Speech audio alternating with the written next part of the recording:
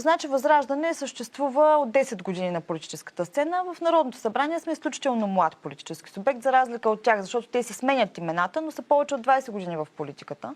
И са правили коалиции с кого ли не, с ГЕРБ опита им не е първи. Помните реформаторския блок, че те хората са същите. Помните Христо Иванов, който беше министър на Борисов и така нататък и така нататък. Те си сменят името, сменят си бранда на офисите и си въобразяват, че са нещо ново и сега наново започват да обясняват как те ще се борят с Борисов и с Пеевски, а пък видите ли, Възраждане били заедно с Борисов и Пеевски. Аз питам как.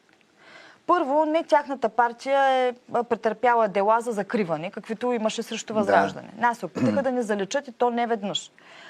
Второ, никога не е имало такива репресии, каквито върху нашия лидер са се случвали от страна на всякакви институции. Много отдавна помним, да. Абсолютно така, но нито един от техните хора не се случва нищо подобно. Сега за пръв път и те, нали, нещо много странно се случва, защото не виждаха какво се случва с нас.